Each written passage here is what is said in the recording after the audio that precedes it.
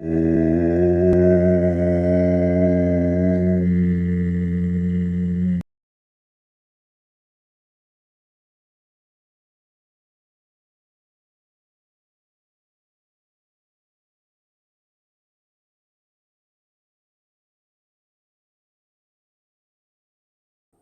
ശ്രീ സായിരാം. വൈറ്റ്ഫീൽഡിലെ വൃന്ദാവൻ ആശ്രമം അഭിമുഖറിയിൽ കുറച്ച് ഉന്നത ഉദ്യോഗസ്ഥന്മാർ. അതിൽ ഒരു ഉദ്യോഗസ്ഥയോട് സ്വാമി ചോദിച്ചു, നിങ്ങൾക്ക് സെക്രട്ടറിമാരുണ്ടോ?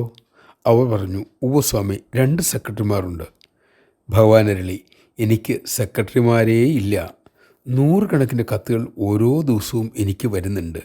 എനിക്കതെല്ലാം വായിക്കാനും ഓർമ്മയിൽ വയ്ക്കാനും സാധിക്കുന്നു.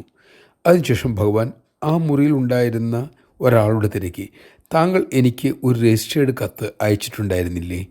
തൊഴുകയോടെ ആഹ്ലാദത്തോടെ അദ്ദേഹം തലയാട്ടി.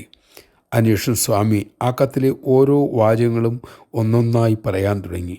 എഴുതിയാൾ തലകുലുക്കിക്കൊണ്ടേയിരുന്നു. സ്വാമി തുടർന്ന് പറഞ്ഞു. ഭഗവാൻ വീണ്ടും പറഞ്ഞു, കത്തിൻ്റെ അടിയിൽ നീ എഴുതിയിരുന്നല്ലോ, സ്വാമിക്ക് കത്ത് കിട്ടിയാൽ അത് കിട്ടിയ വിവരം എനിക്ക് ഏതെങ്കിലും രീതിയിൽ അറിയിക്കണേ എന്നും.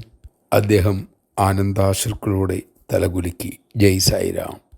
സ്വാമി എപ്പോഴും അരുളാറുണ്ട്, നമുക്ക് ചെയ്യാനാകുന്ന ജോലികളെല്ലാം നാം സ്വയം തന്നെ ചെയ്യണം. ആധ്യാത്മികോന്നമനത്തിന് അത്തരം മനോഭാവം വളരെ സഹായകമാകും.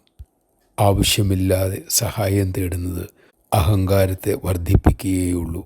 അഹങ്കാരമാണല്ലോ നമ്മുടെ ഏറ്റവും വലിയ ശത്രു.